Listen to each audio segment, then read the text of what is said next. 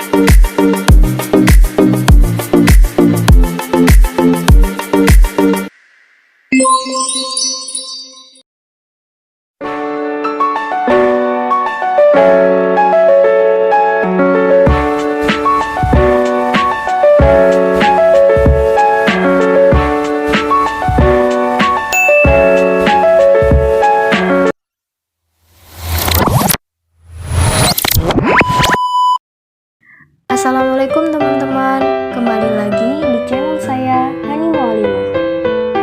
Sesuai dengan janji saya, di video kegiatan PPL minggu ketiga ini saya akan membahas mengenai kelanjutan materi dari pengolahan bahan pustaka yang sebelumnya sudah saya bahas di video kegiatan PPL minggu kedua.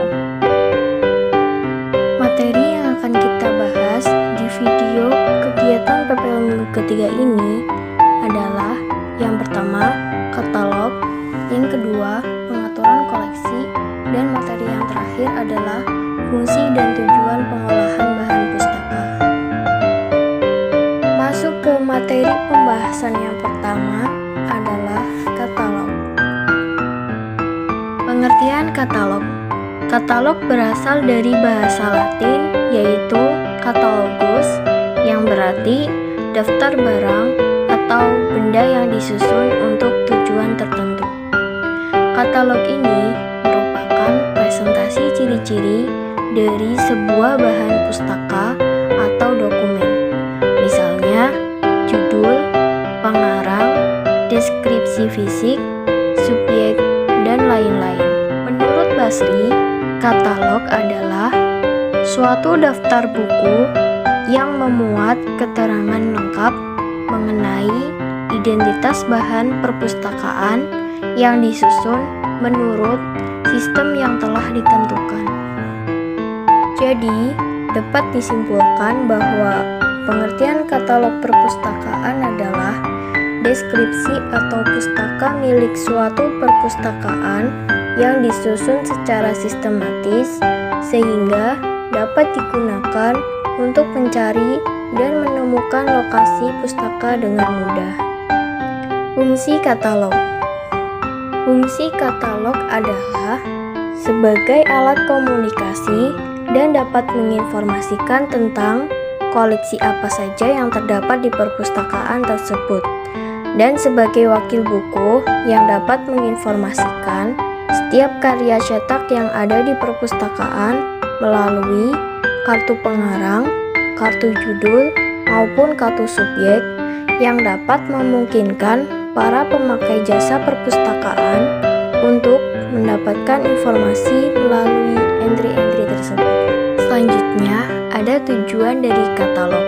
Tujuan katalog dalam sebuah perpustakaan adalah untuk membantu pemakai perpustakaan menemukan dengan cepat, tepat, bahan pustaka yang diperlukan. Pembahasan yang terakhir tentang katalog adalah jenis katalog. Berdasarkan jenisnya, katalog dapat dibedakan menjadi 3 jenis.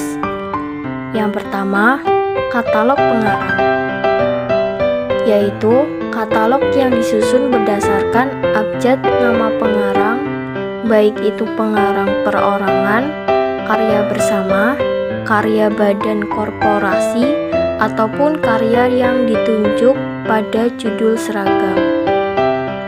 Yang kedua, katalog judul. Jenis katalog yang disusun berdasarkan abjad abjad judul dari semua bahan perpustakaan yang dimiliki. Jenis yang terakhir adalah katalog subjek. Katalog subjek dalam penyusunannya dapat dibedakan atas dua jenis, yaitu katalog subjek verbal yang disusun berdasarkan abjad subjek, dan yang kedua, katalog subjek nonverbal yang disusun berdasarkan urutan nomor klasifikasinya. Materi pembahasan yang kedua adalah pengaturan koleksi. Pengaturan koleksi di perpustakaan ini terdapat dua kegiatan, yaitu pelabelan bahan pustaka dan penyusunan bahan pustaka di rak. Pelabelan bahan pustaka. Di dalam pembuatan pelabelan bahan pustaka, yaitu menulis nomor penempatan atau call number, di mana dalam penempatan call number tersebut terdapat beberapa unsur, di antaranya 3 huruf nama pengarang, nomor klasifikasi, dan 1 huruf pada judul, dan setiap bahan pustaka pada label tertentu, kemudian menempatkan pada punggung masing-masing sesuai dengan ketentuan yang ditetapkan. Selain kegiatan pelabelan bahan pustaka, ada juga kegiatan yang lainnya. Misalnya, yang pertama, membuat kartu buku untuk setiap bahan pustaka. Yang kedua, membuat dan menempelkan kantong buku untuk setiap bahan pustaka pada sampul belakang. Yang ketiga, memasukkan kartu buku ke dalam setiap kantong kartu buku pustaka pada bahan pustaka yang bersangkutan. Yang terakhir, menempelkan lembaran belangko tanggal kembali atau due date pada halaman sebelah sampul belakang sisi dalam bahan pustaka yang bersangkutan.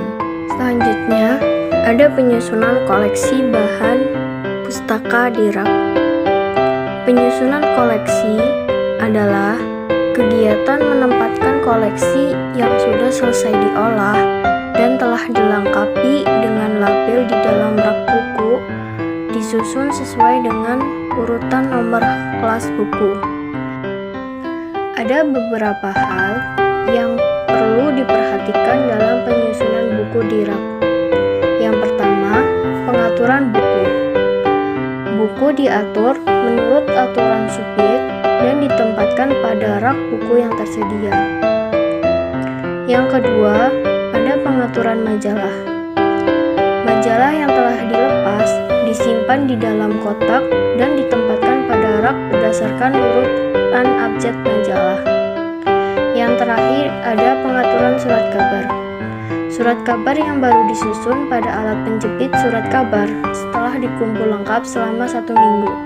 Surat kabar tersebut dikeluarkan dari alat penjepit untuk menunggu pengelolaan selanjutnya, misalnya menjadi koleksi gunting, surat kabar, atau digunting menjadi clipping.